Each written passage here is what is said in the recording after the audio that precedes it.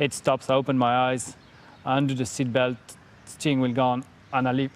I want to jump out, and I hit something on top of my helmet. I feel I hit something, so I sit back down and say, I must be upside down against the barrier, so I will wait that they come and help me.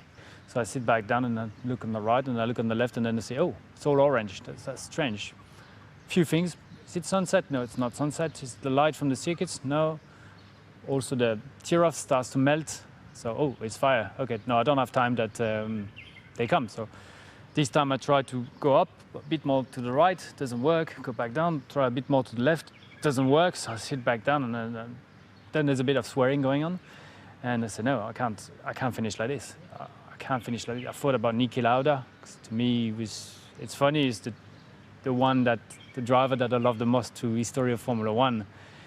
And I said, no, I can't finish like Niki. Can't finish like this. Cannot be my last race. It cannot be my last race. So I try again. I'm stuck. And then comes the part which is the less funny one. Funny is not the word, but the most scary one is I sit back down. All my muscle relaxes. Almost not have a smile, but in peace with myself, thinking I'm dead, I will die. And then I thought, which part's gonna burn first? Is it the foot? Is it the hands? Is it gonna be painful?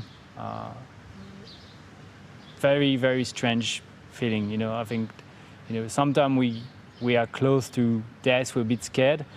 This time, death for me was here, and I named it Benoit. Don't ask me why. I just had to put a name on it, and I call it Benoit. And then I don't know if that moment allowed me to recover a bit, get my brain, try to find another solution. I thought about my kids, and I said, no, I cannot die today. For my kids, I cannot die. I've got to see them. And then I had the idea to twist my head like this, go up, and turn my body, and it works. But then my foot is stuck on the pedal.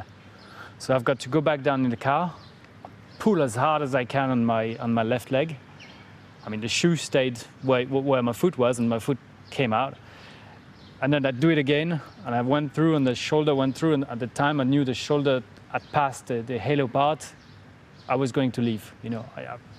I know I've got two of my hands on the fire, on the halo. I can see my gloves. They're red normally. They start going full black, and I can feel the pain and the burn. But I'm going up. Then I jump on the barrier, and then I feel Ian that pulls on my overall, and that is an extraordinary feeling. When he pulls me, I'm like, there's someone with me. Injuries did Romain Grosjean suffer? Well, during my career, a few things. I broke my collarbone in go-kart, then I broke my little finger, the pinky finger is here, and then obviously the big crash in Bahrain in 2020. I got burned on both hands, second degree superficial on the right hand, so nothing apart from a little bit of discoloration here. My left hand is the one that obviously got hurt more. I've had surgery, I've had skin graft. It's working well. It's a question that I have all the time. Actually, today is a bit painful. Today the skin is a bit dry, so it doesn't work as properly as it should. It is painful all days. It is painful all the time. I didn't know if the car bottomed down, if something broke, or what was the reason of me spinning and going straight into the wall. My wife, she was actually watching that race with my dad and my kids. I think they will remember that moment all their entire life. They were just spectators, just waiting to see something, waiting to hear something from Bahrain. I had to break the headrest, punching it with my helmet, and then the first time I eventually managed to get my helmet through and stand up from the seat, I realized that my left foot was stuck into the chassis, and I pulled as hard as I could on my left leg. My shoe stayed in the chassis, but my foot came loose of it. I was free to exit the car. There was 120 kilos of fuel, plus the battery. Both were on fire. Dr. Jan Roberts, Alan from the medical car, and one fireman were trying to open a gap in the fire to help me get out of here. I believe that helped me at least to get a vision of where I had to go and where was the exit.